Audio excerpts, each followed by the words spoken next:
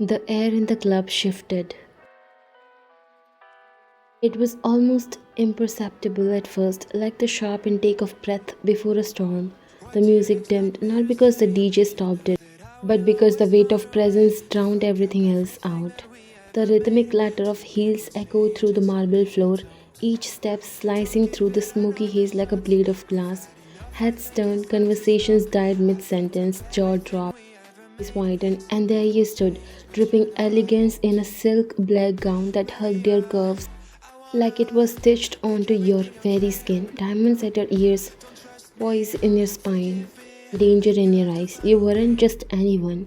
You were Vian, the daughter of the country's richest and most powerful industrialist, a girl born with a silver dagger instead of a silver spoon, and soon to be the wife of an even wealthier man, Kim Taeyong, a notorious businessman whose empire was rumored to be laced with blood, power, and underground deals. Your aura didn't demand attention, it commanded it. But while everyone else watched you with awe or envy, there was one man whose gaze felt like fire crawling up your skin.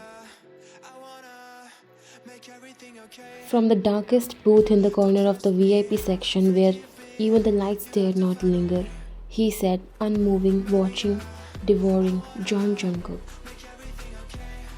The name itself was enough to silence rooms, the most feared, cold blooded, ruthless mafia boss in the entire nation, a man whispered about in boardrooms and bunkers alike. They said even the devil sent someone ahead before dealing with him. Tonight he was here for business, a high stakes. Arms steel masked under champagne bubbles and velvet curtains. But the moment his eyes landed on you, everything else ceased to exist. He didn't approach, he didn't blink, he didn't speak, he simply watched, eyes never leaving your frame, like a wolf in the shadows, silently claiming what the world had not yet dared to offer him. He had never believed in fate, but now it stared back at him in stilettos and secrets. Standing just behind him, his right hand man leaned down slightly, murmuring close to his ear. That's why Chairman Lee's daughter, engaged to Kim Tae-yong. Jungkook's jaw flexed.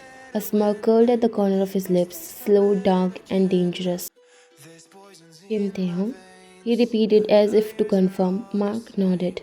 Taeyong, of course, his rival, enemy, obstacle, and now unwillingly the man who stood between him and the only woman Jungkook had ever laid eyes on and thought mine. He didn't believe in love, he believed in taking, in possessing, and tonight the game had changed because now he wanted you, and John Jungkook always gets what he wants. You weren't counting the drinks, you were counting the seconds until the night ended. Another event, another smile, another reminder that you were beautiful, rich, and utterly caged. Taeyong wasn't here tonight, just his shadow in your ring, just the silence in your throat, so you drank and drank. And when your fingers curled around the next shot, smooth, expensive, cruel, you didn't hesitate. But the glass never reached your lips because midway a hand intercepted it. Firm, confident, ice cold, your eyes followed the touch upward, ready to tear the audacity apart, but you stopped breathing. John Jungkook.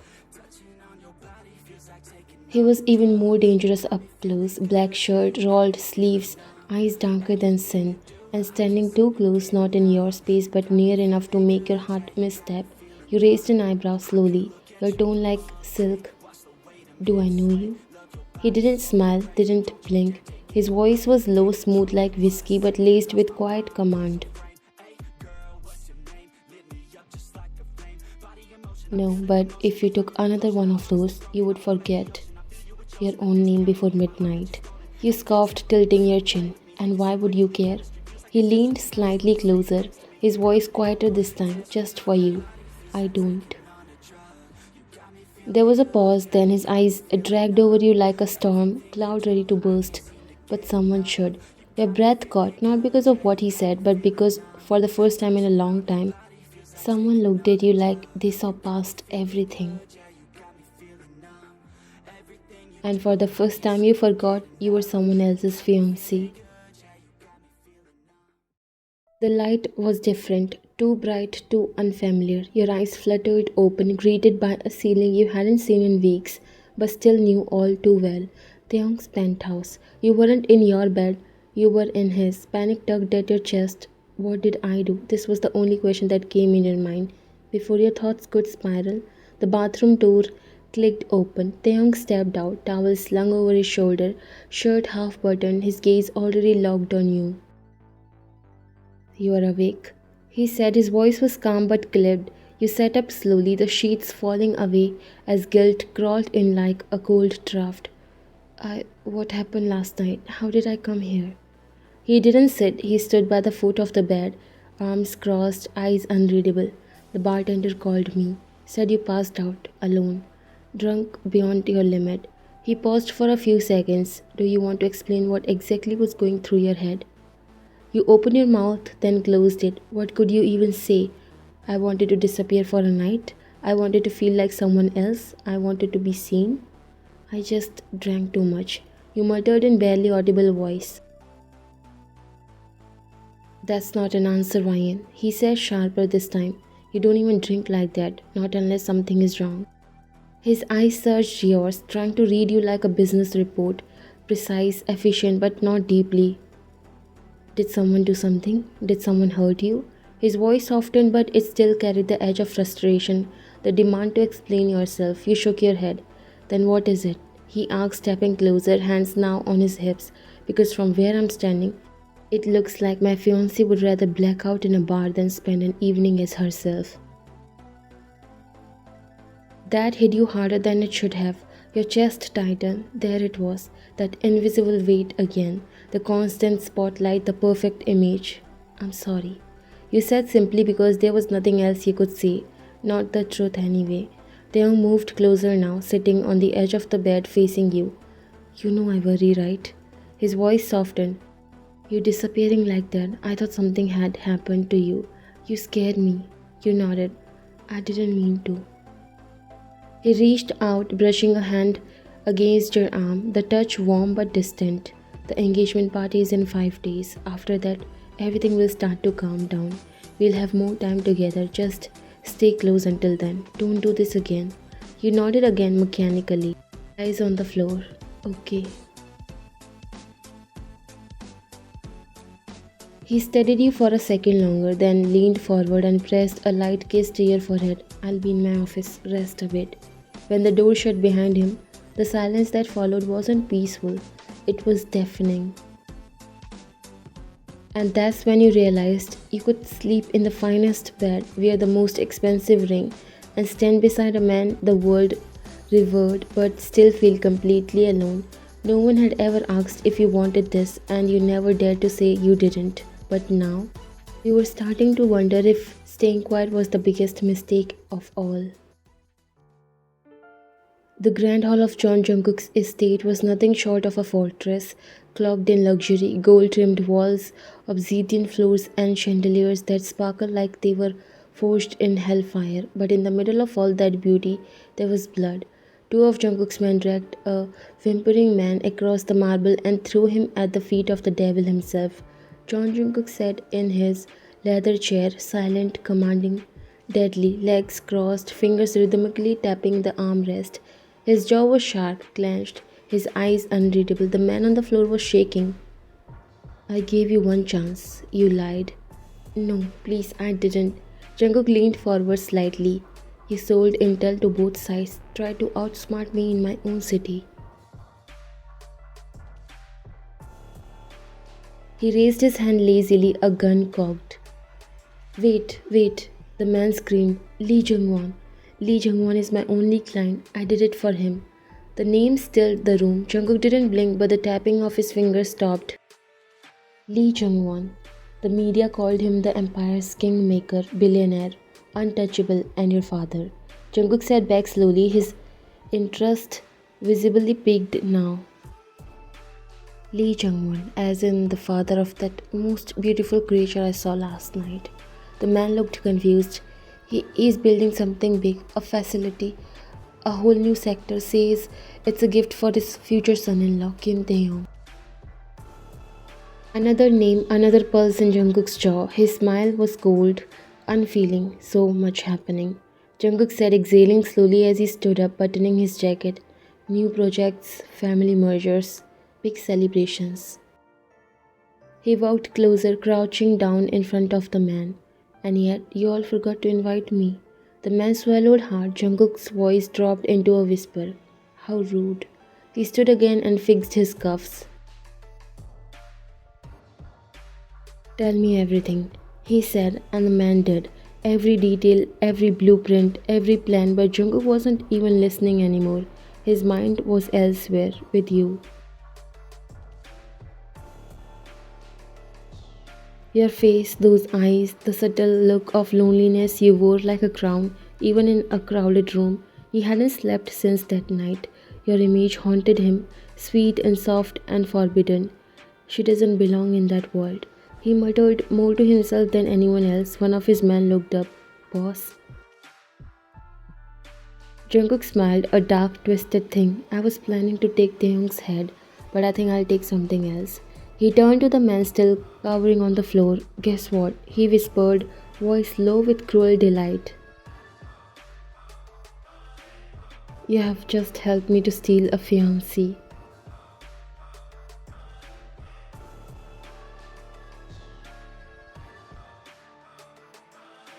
It was a high stakes party, the kind where powerful businessmen, politicians, and even dangerous mafia men stood under the same roof. Every smile carried secrets, and every handshake could be a warning. You came with Taeyong, his hands staying close around your waist, not because he was scared of anyone. No, Kim Taeyong feared no one. But this world, he knew how quickly things could turn, especially with someone like you by his side. His hand resting on the small of your back, his presence calm but assertive, the perfect prince for the crowd. You wore a gown that turned heads, but your smile was faint, practiced, like always. He leaned in to whisper, you look stunning tonight. And you smiled back politely, thank you.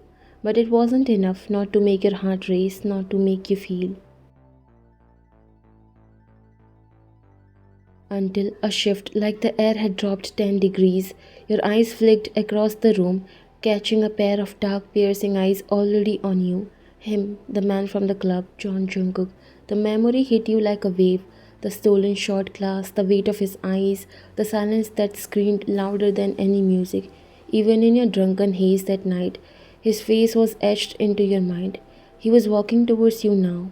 No, towards Taeyong. Your pulse spiked. Does Taeyong know him? Taeyong's hand subtly slid from your back to your wrist, gripping tighter like he already sensed the storm. John. Taeyong greeted, voice cool but sharp as a blade wrapped in velvet. Kim. Jungkook returned with a slow smirk, ignoring every other soul in the room except you. Didn't know you would be here. Funny. Taeyong replied, smile thinning. I was hoping not to see rats tonight. Jungkook let out a soft chuckle, still as charming as ever. Then his eyes dropped to where Taeyong's hand clutched yours, possessive, strained. And this must be the future Mrs. Kim, he said, gaze landing on you with fire. You wear that ring like it's a shackle. Your breath hitched, Taeyong stiffened. She's my wife, be careful. Jungkook chuckled, mine, yours, what a delicate illusion. Jungkook murmured, stepping closer now. His eyes didn't move from yours, like he was reading every buried thoughts. Just make sure you don't lose her in a room full of wolves.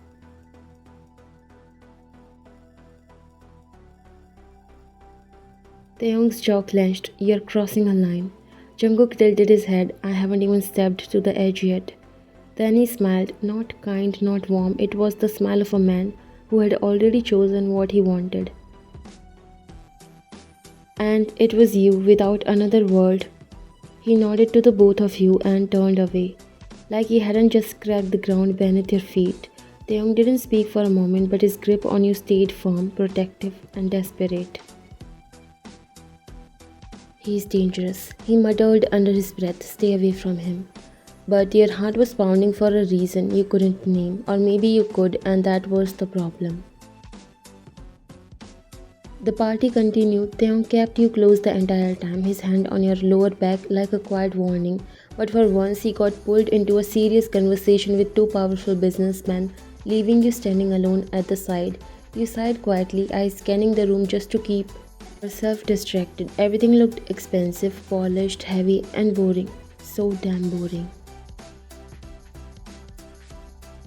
You turned to take a few steps away from the crowd just to breathe, but a hand grabbed your wrist. You barely had time to react before you were pulled into the back corridor, away from the lights, away from the crowd. It all happened so fast your heels barely kept up.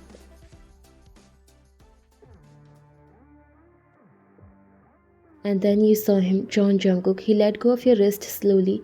It was quiet except for the faint thump of music from the main hall. He stood in front of you, dressed sharp and dark, that same smirk playing on his lips like he had planned this. "What are you doing?"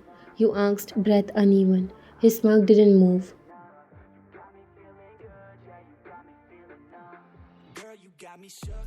"Last night," he said, voice low and calm, "you looked like a bird dying to fly." He stepped closer, "And tonight you're walking beside Kim Taeyong like a well-polished trophy." You didn't move your eyes. "That's none of your business." He tilted his head. "Maybe not, but tell me, does he make you feel alive?" You didn't answer because deep down, something in you stirred at those words, wrong, dangerous, but true. There was something about Jungkook that pulled you in, something wild and reckless that scared you, but also made your heart race in a way Taeyong never could.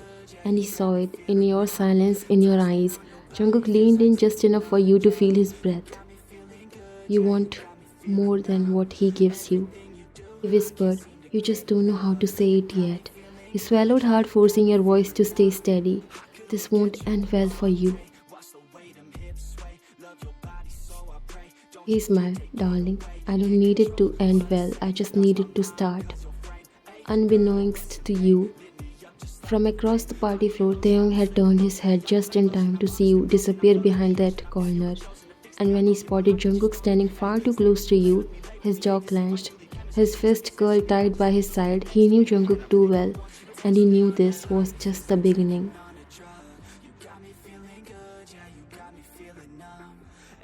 Jungkook didn't move, his gaze locked on you like a target, like a man who had just found the one thing in the world he never knew he needed. So close, so untouchable. His jaw ticked slightly, and a dark smirk tugged at the corner of his mouth. How can someone look like art and danger at the same time? You swallowed hard. The way he was looking at you, like you were something precious, something forbidden.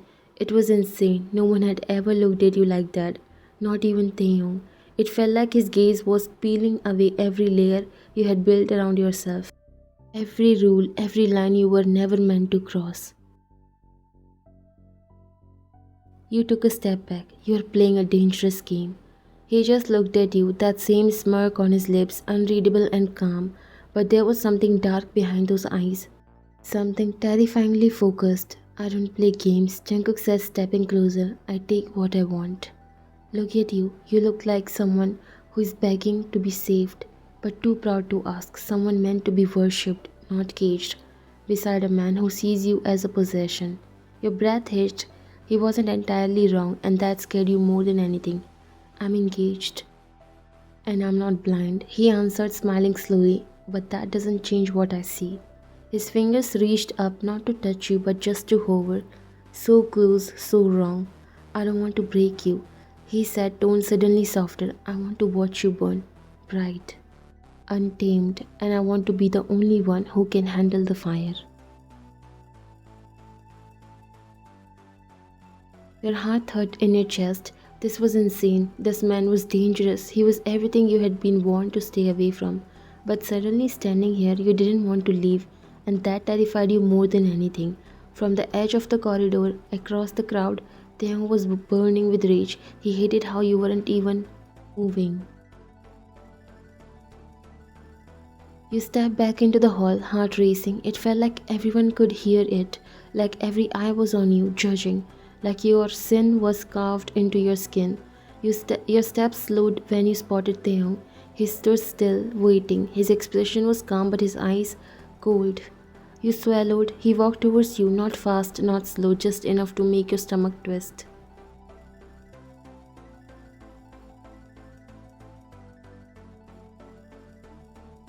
Where were you? He asked quietly. You forced a small smile. Bathroom. He didn't say anything for a moment, just stared at you. Then he simply nodded. We are leaving.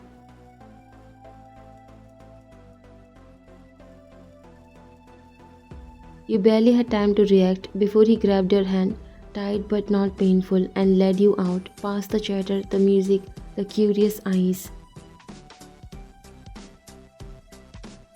The car door slammed shut behind you, and suddenly the silence was deafening.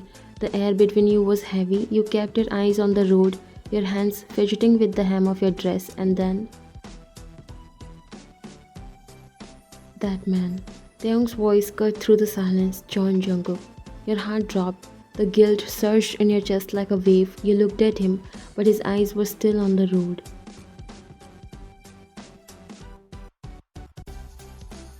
He's dangerous, he added. You froze, a warning, not loud, not aggressive, but clear. Your lips parted, unsure what to say. He's a mafia, he continued. He's not someone you talk to, not someone you let near. You blinked, startled. A mafia? He looked at you now, jaw clenched. What did you think? Who do you think come to these parties? You didn't respond, you didn't know what to say. You thought it was just a business party. You thought it was just Jungkook, intense, reckless, insane. Taeyong's eyes stayed on you a second longer. Don't ever go near him again. He said finally, softer, but there was something else under it. Fear maybe, or something cold, close to it. You nodded, but your mind was still stuck in that dark hallway. On Jungkook's voice, his gaze, his words. And for the first time, you didn't know which part of your life felt more dangerous, the one you were born into or the one Jungkook was pulling you into without even trying. Jungkook sat alone in the dimly lit living room, a glass of untouched whiskey resting on the table in front of him. But he wasn't drinking, he was lost in the memory of you, the soft brush of your skin when he gripped your wrist, the way your eyes widened when he stepped closer. The way you didn't move away, his jaw tightened. He could still feel it like a ghost touch on his skin. The way you looked at him like you didn't want to but couldn't help it, like your heart already knew you were his. He leaned back in his seat, eyes closed, breathing slow. Then the door opened, Mark walked in, tension written all over his face. They are making it official, Taeyong and her. In 2 days, the engagement will be announced to the world. There was silence for a few seconds. Jungkook didn't move, didn't speak. Then slowly he opened his eyes, a cold smile playing on his lips. The world will know, he repeated, voice low, calm, dangerously calm. He stood adjusting the cuffs of his shirt. Let the world celebrate a lie. Mark stayed silent, watching him carefully. Jungkook walked towards the window, the city lights flickering far below. His voice dropped even lower. They can dress you up in gold and lace, parade you on stages, put a ring on your finger. He smiled to himself darkly. But they don't know. He turned, eyes burning now. You were mine the moment I touched you. His fist clenched, and I don't share. The world will know, yes, that there's a twist in this story, a twist written in obsession, painted in blood, and no one is stealing what I've already claimed. You got me feeling good, yeah, you got me feeling numb.